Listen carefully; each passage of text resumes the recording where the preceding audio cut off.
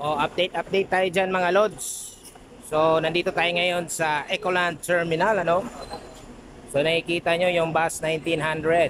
So, isa to sa mga na-stranded before and then dumating sila kahapon. Sa ngayon ay biyahe na po sila ulit pa PITX Torbina. So, itong biyahe na ito ay marami na pong pasahero nakabuk. Galing din to sila technically sa stranded, ano? So yun, shout out kay driver conductor Cleofe.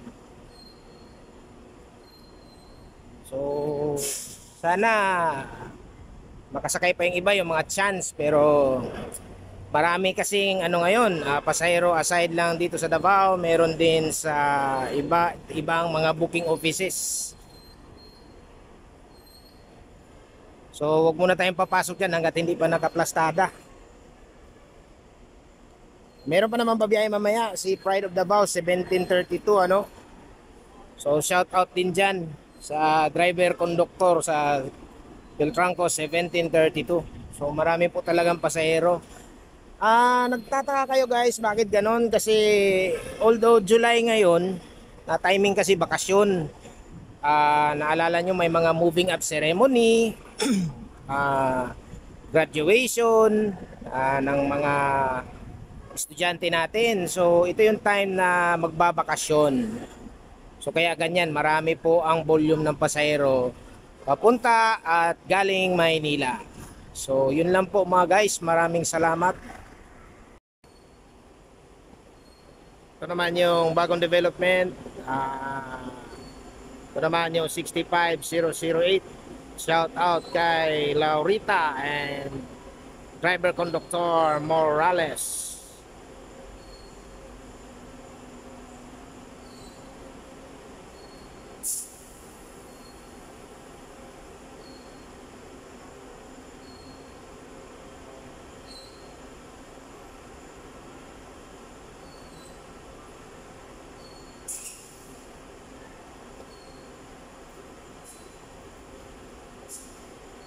So ayan, ito na talaga yung parang paradahan ng pamaynila ng mga bus, ano? So ito rin guys, hindi rin patalo si Davao Metro Shuttle. Marami din silang pasahero guys. So ayan. So same din, fully book rin ang bus na ito. Marami rin silang ano sa pick up. Kaya mag-alala,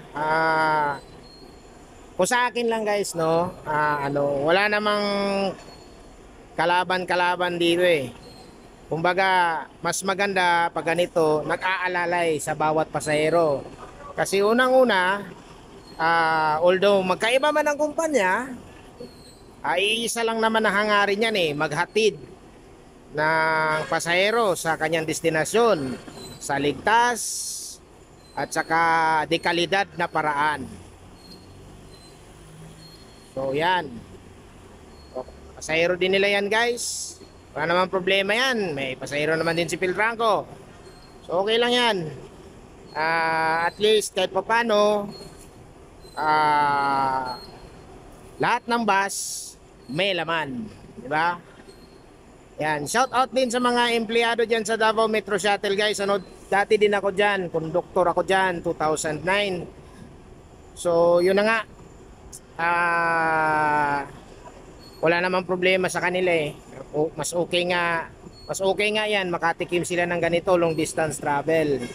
So, shout out diyan sa mga kaibigan natin, si Manager Glenn Gibone, si Dispatcher Panangin, tapos yung in charge sa Tacloban, si Boss Jude Albon, tapos si Zahabudin Clau, I think nandun siya ngayon sa PITX, hindi lang ako sure, si Supervisor Soledad, at saka yung mga iba nating kasamahan dyan na hindi ko na ma-mention kasi pasensya na, nakalimutan ko na yung mga apelido eh.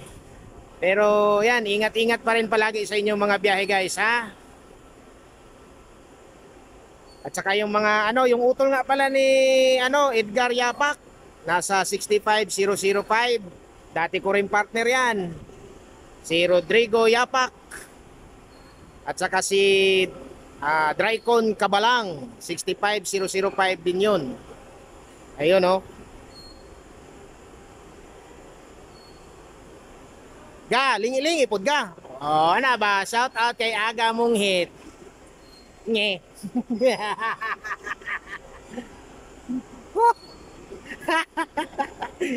Wala talaga to si Aga. Pasensya na guys, naging impromptu na tuloy. Mag-mute na naman tayo. Anyway, yun lang po. Stay safe lang po dyan mga guys. Yan. Hindi naman alam nyo, sa totoo lang, lalo na sa mga taga, ano rin nga pala, mga bus community, ano, itong dalawang to, hindi naman talaga kailangan maghabulan. Kasi sa totoo lang, may mga pasahero na to, may kanya-kanyang pasahero na. And then, yung mga nakikita nyong, ano, hataw-hataw, wala yon. Ano yan? Hindi na safe yun. O, yan, paatras na, o, 1900.